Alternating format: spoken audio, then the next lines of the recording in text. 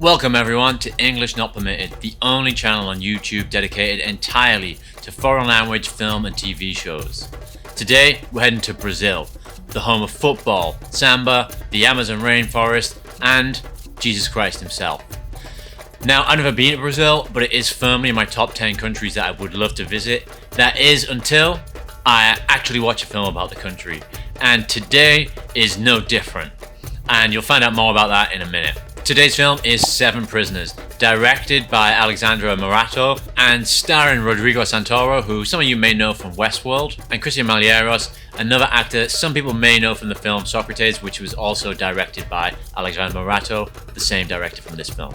Now, I really enjoyed this film. However, this is a harsh, brutal, gritty film about a really serious topic. The topic of the film is human trafficking and modern day slavery, and the plot revolves around four young men who live in the Brazilian countryside, and they are persuaded to move to Sao Paulo on the offer of a job from one of their friends. In order to make more money for their families and to improve their futures, they decide to take the job offer and move to Sao Paulo. Once they arrive, they're really happy. They have a new job that supposedly is going to pay quite well, and some of the characters have some big ideas about how they'll spend their money with this new opportunity that they've received. However, it quickly becomes clear that things are not quite as good as they seemed. They begin to notice that the living conditions aren't quite what they were supposed to be, as all four of them live together in a cramped, dirty space. And when they eventually ask for their first paycheck, their boss Luca, portrayed by Rodrigo Santoro, makes it very clear to them that they owe him money for the costs incurred of getting them to Sao Paulo. One thing leads to another, and it ends up where these boys have to work for free in order to pay off their debts. Now I have a lot that I want to say about this film, and I do want to review this film in a traditional sense, where we'll talk about the plot, we'll talk about the actors and the direction, camera angles, all things like this. However, first of all, I want to talk a little bit about the topic that is highlighted in the film, which is modern day slavery and human trafficking. Although this is quite a new channel, and my main aim for the channel is to review foreign language film and TV shows, I'm also interested in culture and the ideas and issues that are tackled in the films that we watch. Today's topic is modern day slavery and human trafficking, and as I found out, that is a reasonably sized problem within Brazil and also around the world. So in 2016, it was estimated that around 370,000 people in Brazil are affected by human trafficking and modern day slavery, which is actually about 1.8 people per 1,000 people. So that's a pretty high number, especially for such a developed country. But it doesn't stop there. This problem exists in around about 167 countries around the world and affects about 4.6 million people worldwide. So this is not a small issue. This is a major issue, but it's not an issue that we talk about a lot in the news or that is highlighted very often. I've certainly never seen it in a film before. And although this is a thriller and it's made for entertainment purposes, I think this film does deserve to be praised for tackling such a complex and brutal issue that affects many people worldwide. And I think it does a really good job of doing it. If there's one takeaway from this film, it's that modern day slavery isn't quite as far-fetched as it sometimes sounds. In the film, you can really get to see how the boys are convinced into the trade and how they end up with no other option but to do as they're told. You can imagine in real life, nobody wants to end up in the slave trade, but through one reason or another, from being conned to, from being lied to, or manipulated by others, you can see how people might fall into the trade and how they find it very difficult to eventually get out. In the film, you get to see how it affects the local Brazilians with the four main characters. However, there are parts of the film where you also get to see the kind of globalized human trafficking trade. You see in sweatshops with people from Vietnam, Indonesia, India, Pakistan, who all end up working there, as well as other Latin American countries. Another problem that the film highlighted for me was the reliance on human trafficking and slave trade.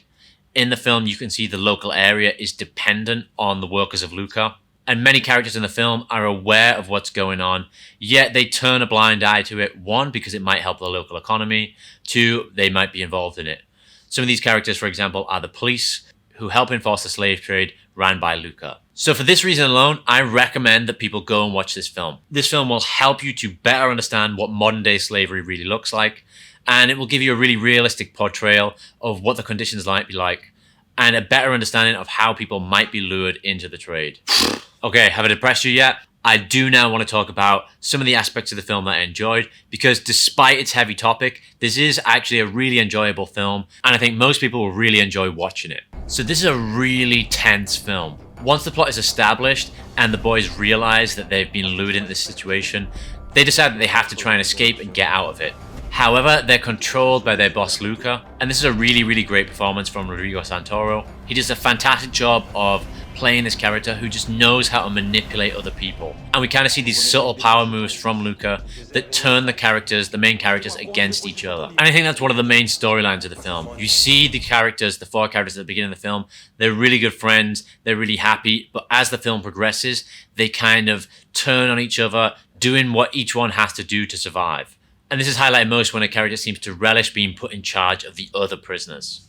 As I previously said, Rodrigo Santoro does an excellent job portraying Luca, not only because he's manipulative and sadistic, it's also a really three-dimensional character. You get to see a softer side of him, and you get to see how someone might convince themselves that doing this is okay to other people. I don't want to give away spoilers for this film, but I love the end of the film, even though it was a really brutal and realistic ending.